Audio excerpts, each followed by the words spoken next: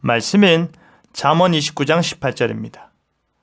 묵시가 없으면 백성이 방자히 행하거니와 율법을 지키는 자는 복이 있느니라.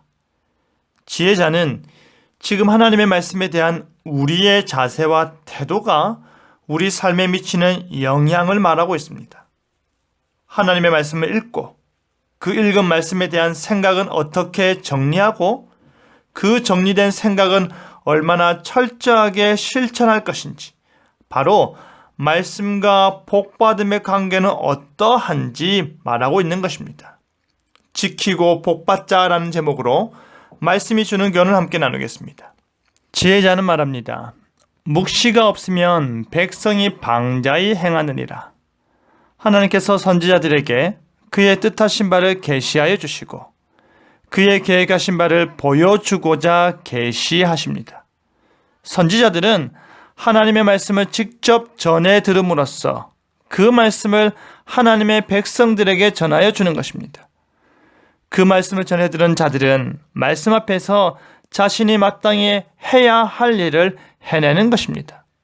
하지만 묵시가 없다라는 말의 뜻은 무엇입니까?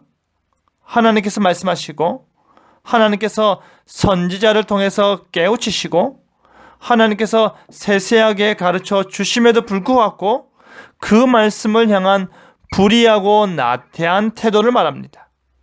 하나님께서 기록된 말씀으로 그들에게 율법을 주셨고 그들은 손목과 문설주의 말씀을 기록하면서까지 율법과 아주 가까운 삶을 살았지만 그것에 대해 관심이 없고 존중심을 표하지 않는 것입니다. 이 말씀이 소중한 이유는 이 말씀을 하신 분이 하나님이기 때문이다 라는 생각 자체가 그들에게서 찾아볼 수 없는 것입니다. 말씀이 아무리 주변 가까이에 놓여 있다 하더라도 아무런 영향력을 끼치지 못하는 것입니다. 그러니 그와 같은 자들은 방자히 행하는 것입니다. 방자히 행한다는 것은 어려워하거나 조심스러워하는 태도가 없이 무례하고 건방지게 구는 것입니다. 제멋대로 거리낌 없이 놀면서 막 행동을 하는 것입니다. 자기 마음대로 하는 것이죠.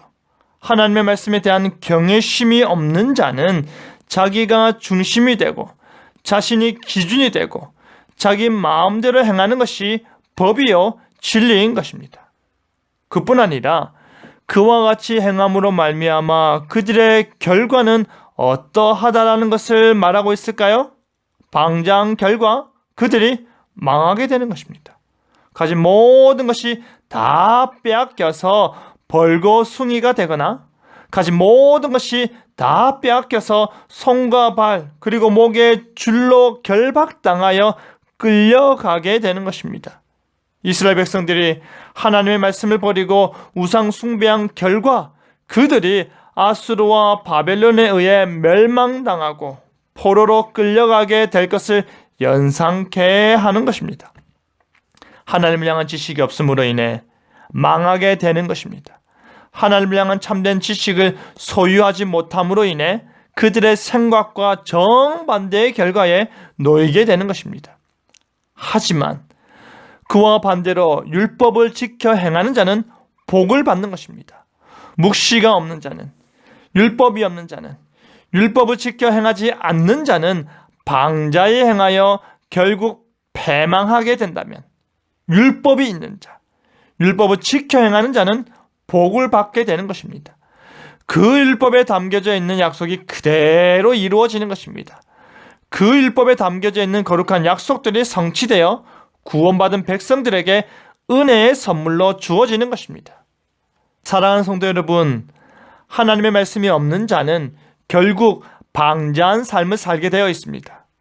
하나님의 말씀이 그 어떠한 영향력을 미치지 못하는 자도 결국 방자한 삶을 살게 되어 있습니다. 하나님의 말씀을 무겁게 여기시기 바랍니다.